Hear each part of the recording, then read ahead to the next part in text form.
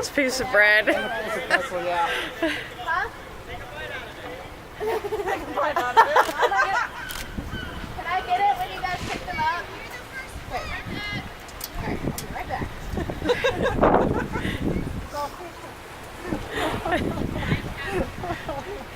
Birds are like, here. That was so weird. Never seen that.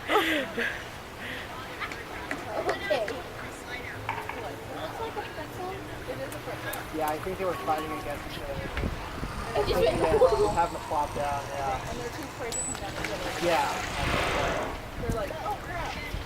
Okay.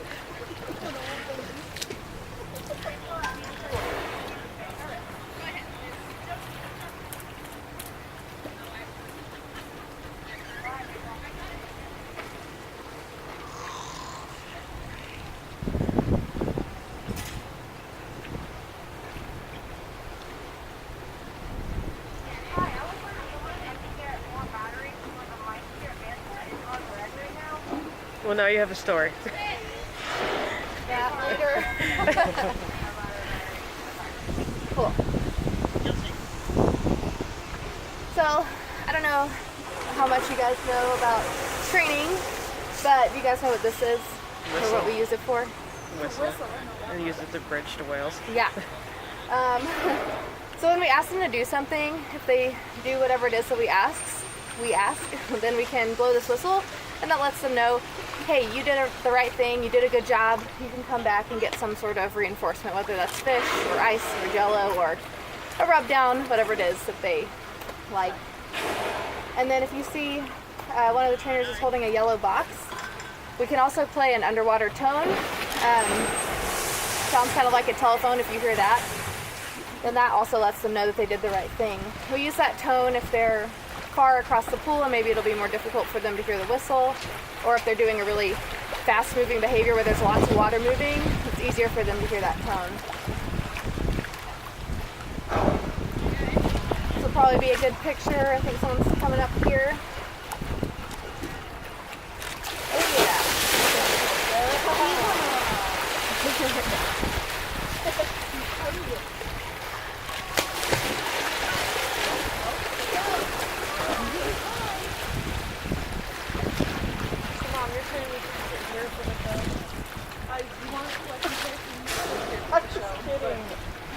You're gonna see these big legs of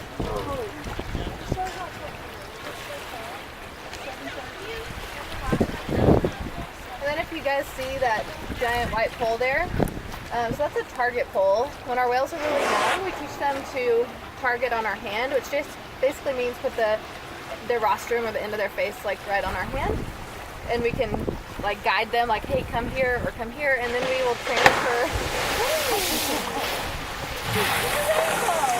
We can transfer that target onto the buoy at the end of these poles. So here's one of them. So they know to like touch their face to this.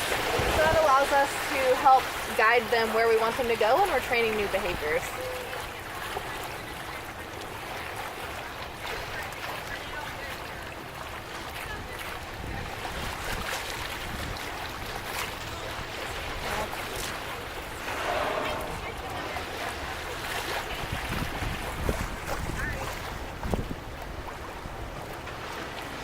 Looks like Corky is heading out here.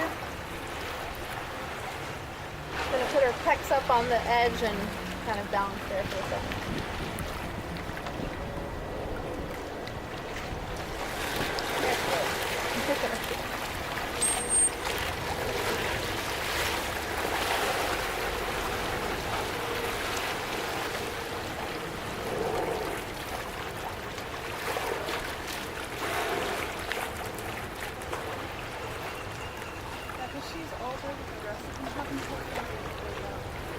So typically, if you see a whale with a curved dorsal fin, it's usually a male. Hers is pretty tall and straight, but it's not nearly as heavy as the male dorsal fins because females are typically 2 to 3 feet tall, and the males can be up to 6 feet tall and weigh several hundred pounds on their own. So gravity just starts to take it over. And does that happen in the wild too? It does. It's not as often, that it happens, but that's because these whales are spending more time at the surface than they might in the wild. But there are pods that live in more shallow water where you do see it happen, and even transient whales, we've seen it happen with fins. It just depends on the whale and how much time they're spending at the surface. Yeah.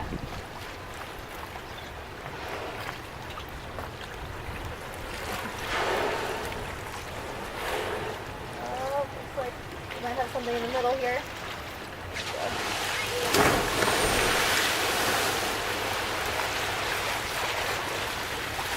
So they sent Ike out of the back on that one. For our bigger whales, it's a lot easier for them to get up if they have a longer run. So he can do that same behavior from out front, but if we send him from the back, he has more time to get up to speed and get deeper in the pool.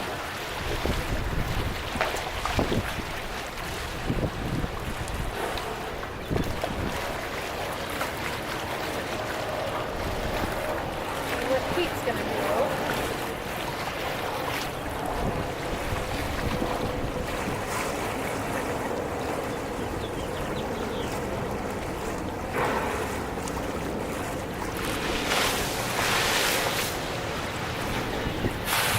Like Missy was telling you guys, Keet is kind of our couch potato. You'll notice he's not really moving that fast.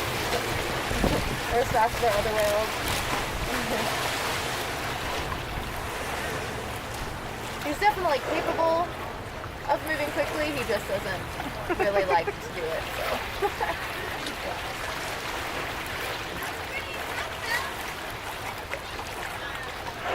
This is a fun behavior.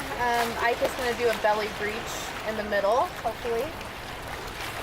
So he'll do a little bow over here, and then he'll come to the middle. And Brad's going to help show him where he wants him to go with that particle.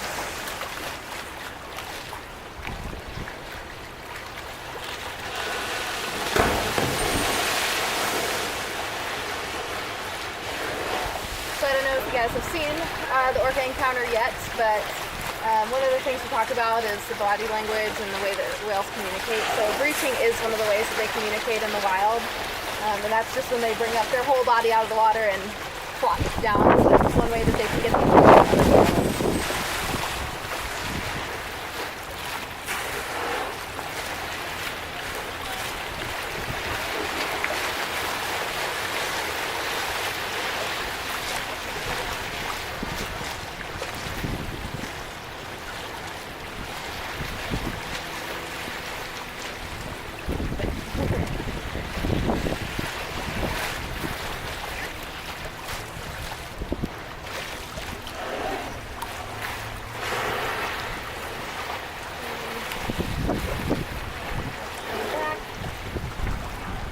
Corky is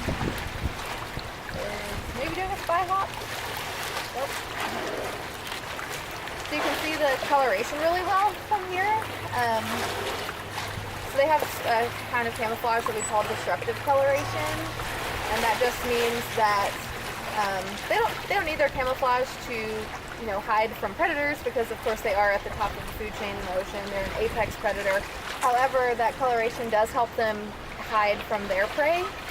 So if there's fish swimming above them, it's difficult to make out the shape of their bodies because that dark back blends in with the ocean, like the bottom of the ocean. And then if there's animals below them, that white belly blends in with the sunlight at the surface of the water. So it makes it easier for them to surprise their prey. And then those white eye patches to help camouflage where their actual eyes are.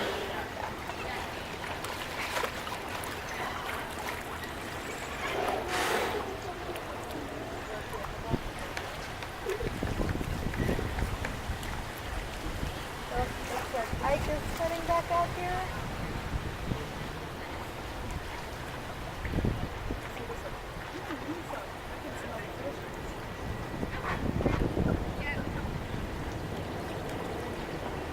Alright, this might be the final behavior. They're coming out on a spy hop all together. This is another way that they, out in the wild, would get a better view of their surroundings.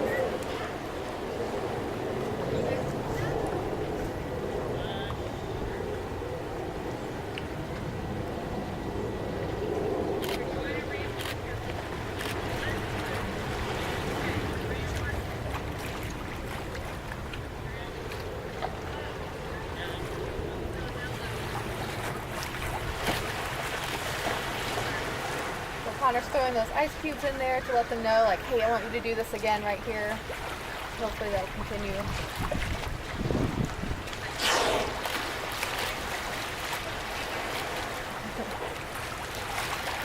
One more.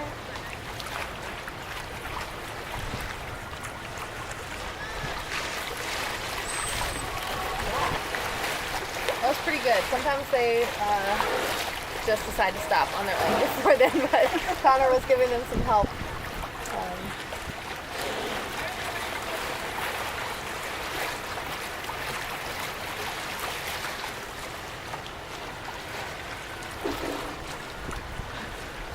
Alright, so it looks like they're gating them all up. Do you guys have any final questions?